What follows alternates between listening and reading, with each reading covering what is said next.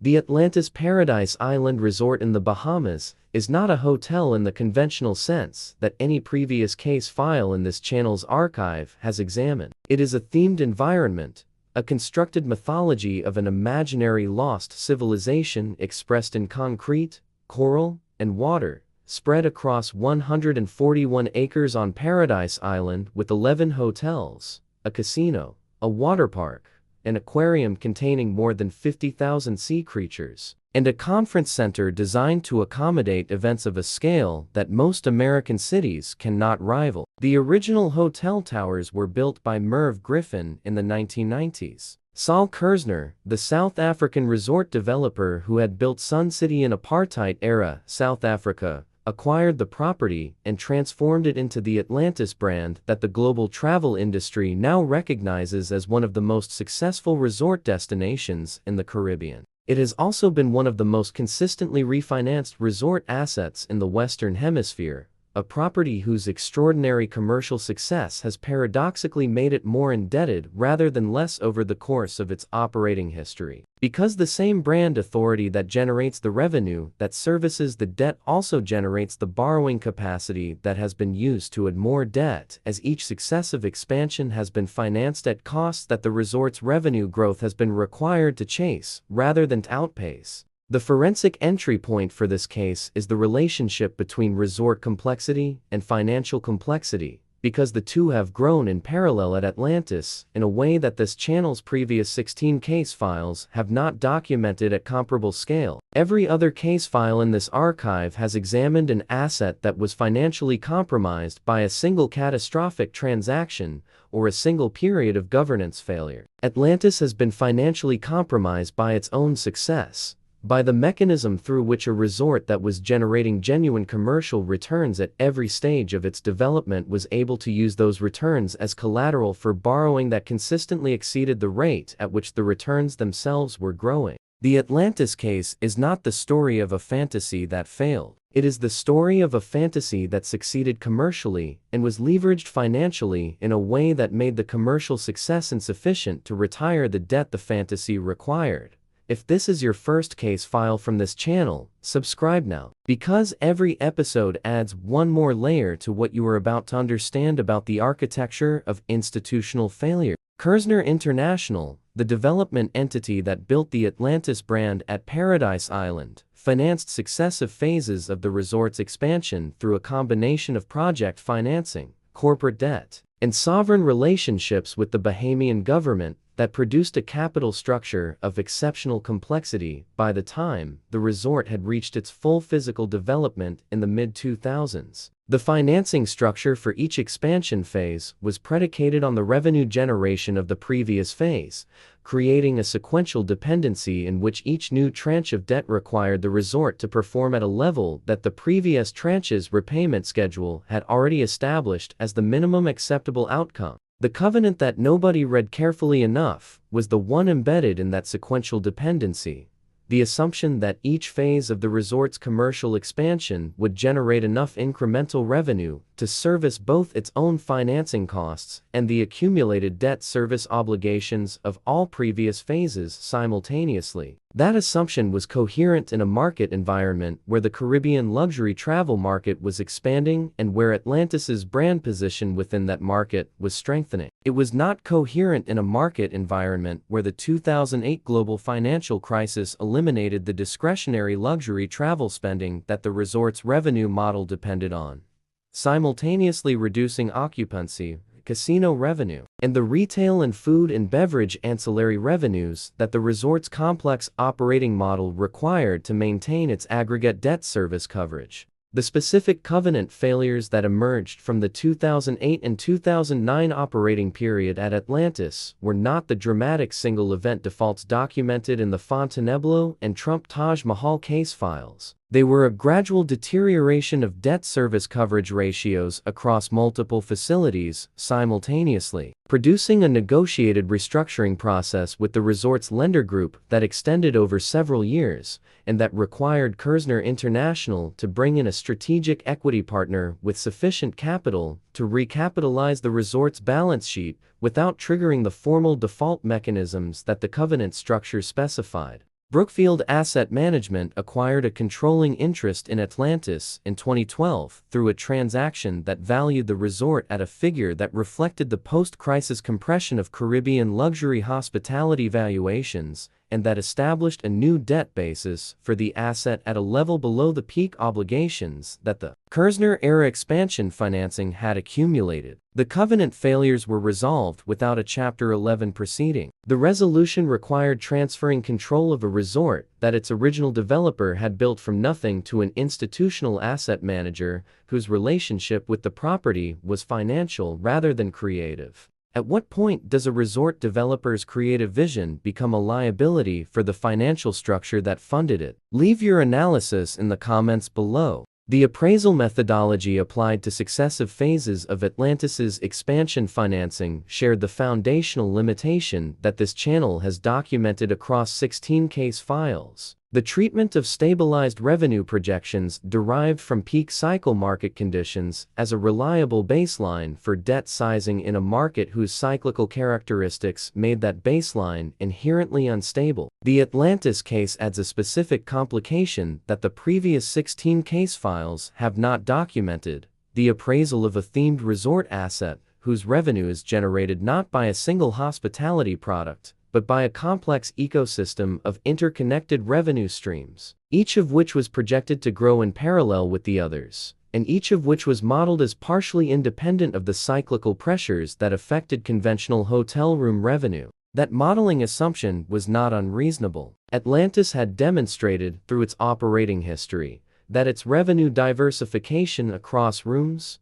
casino, water park, retail, food and beverage, and conference business provided a degree of cyclical resilience that a single product hotel did not possess. The diversification argument was correct in the direction it pointed. Atlantis did perform better than a single product hotel would have in the 2008 and 2009 downturn. The diversification argument was incorrect in the magnitude it implied.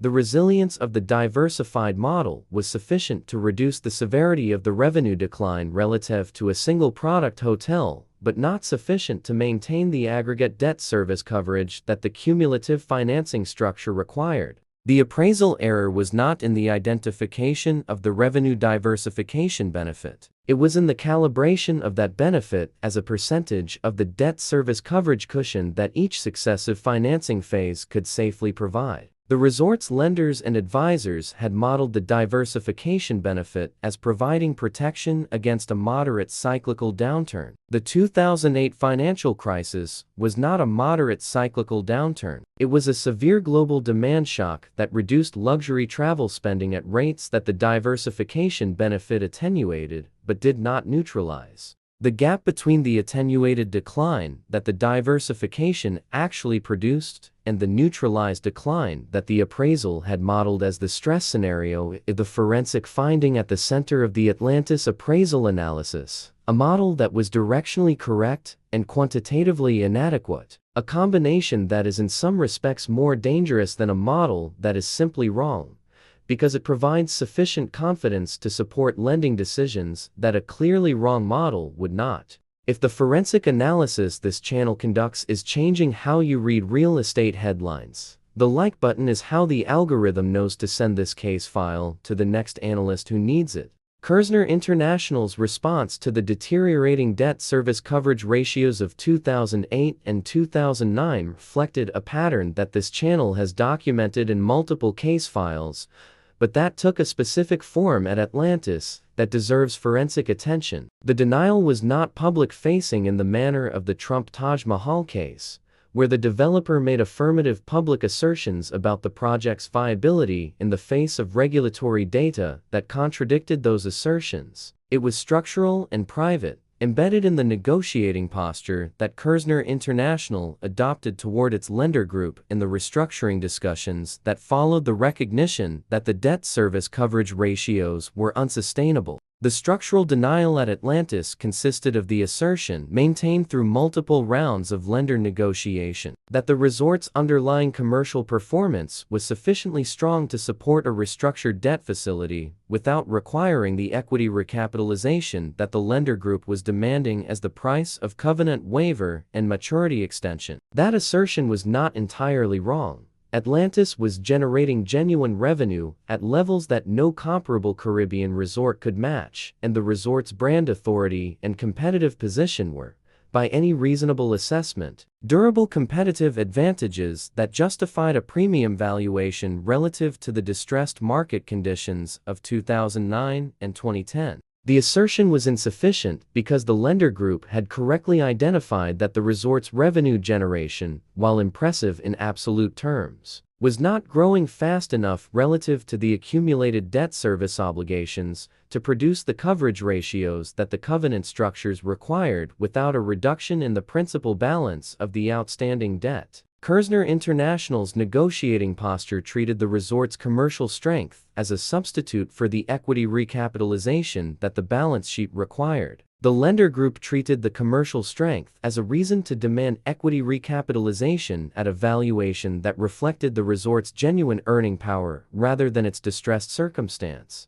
Brookfield's acquisition of controlling interest in 2012 resolved the impasse by providing the equity capital that the lender group required at a valuation that Kerzner International accepted as preferable to the alternative of formal default proceedings. The creative vision that had built one of the world's most recognizable resort destinations was transferred to an institutional asset manager in exchange for the balance sheet recapitalization that the vision's financing structure had made necessary. Brookfield Asset Management's stewardship of Atlantis since 2012 has produced a period of operational stability and physical investment that the Kerzner-era expansion financing had made structurally difficult to sustain. The resort has continued to operate as one of the most commercially successful destinations in the Caribbean under Brookfield's ownership, generating revenue that services the recapitalized debt structure while funding the ongoing capital investment that a physical plant of Atlantis's scale and complexity requires. The water park is maintained. The aquarium is maintained. The casino operates. The hotels are occupied at rates that the Caribbean luxury market recognizes as exceptional.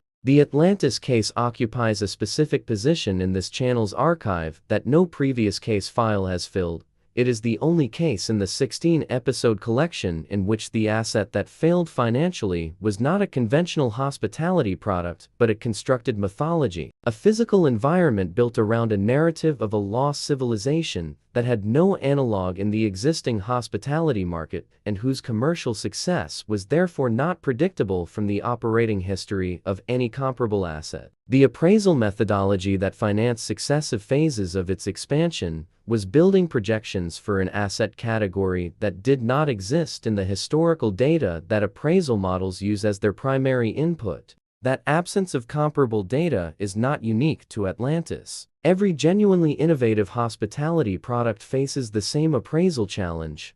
The models that determine how much debt the project can support are calibrated to the performance of assets that preceded it, and the assets that preceded it were not designed to do what the innovative product is designed to do. The Atlantis case demonstrates that the financing of innovation in hospitality is structurally predisposed to over-leverage, because the revenue projections that justify the debt must be built on assumptions that the market has not yet validated, and that the appraisal methodology has no reliable tool for calibrating against historical data. The lost civilization at the bottom of the aquarium was never real. The debt that financed the building that contains it was. Brookfield manages one. The Bahamian economy depends on both. The mythology survived. The capital structure that created it did not survive in its original form, which is, in the forensic framework of this channel, the expected outcome when fantasy is financed at scale. If this case file changed how you evaluate the financing of genuinely innovative hospitality products, subscribe to this channel, because the next case examines what happens when the innovation is architectural